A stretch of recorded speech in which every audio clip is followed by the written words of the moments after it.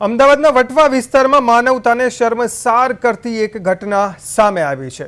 ધર્મની બહેને ભાઈની નવજાત બાળકીને રમાડવાના બહાને લઈ જઈ વેચી દીધી।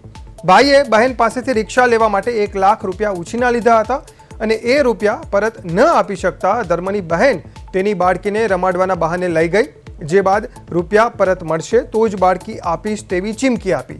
આ ઘટના બાદ દંપતીએ પોલીસનો સંપર્ક કરતા વટવા પોલીસે બાળ તસ્કરીનો ગુનો નોંધી 4 મહિલાઓની ધરપકડ કરી કાયદેસર કાર્યવાહી હાથ ધરી છે।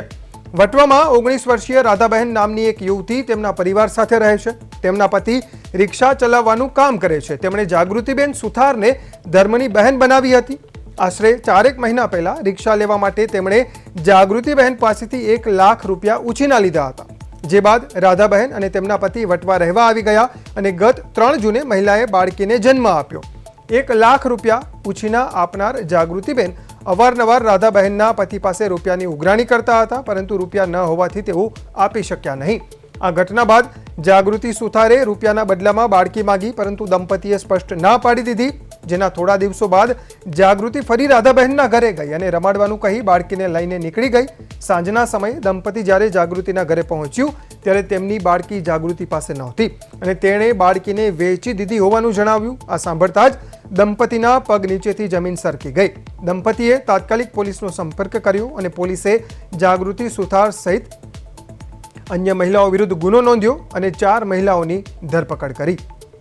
4/7/2026 ના રોજ ફરિયાદી શ્રી રાધાબેન વાઇફ ઓફ રોકી ગણપતભાઈ ચારણનાઓ અત્રે પોલીસ સ્ટેશન આવી અને તેઓની ફરિયાદ હકીકત જણાવેલ કે એમની જે દીકરી હતી 1 મહિનાની, એ દીકરીને એમની જે આમના પતિના જે ધર્મના બહેન છે જાગૃતિબેન, જે આયોજનનગરમાં રહે છે, તેઓ રમાડવા માટે લઈ ગયેલ અને પરત ના આપતા તેઓ માંગવા ગયે તો તેઓ એવું જણાવેલ કે ભાઈ તમારા અગાઉ મેં જે ઉધારના પૈસા આપેલા હતા એ પરત ના આપતા મેં અમને સારા ઘરમાં આપી દીધેલ છે અને તમને પૈસા મળી જશે।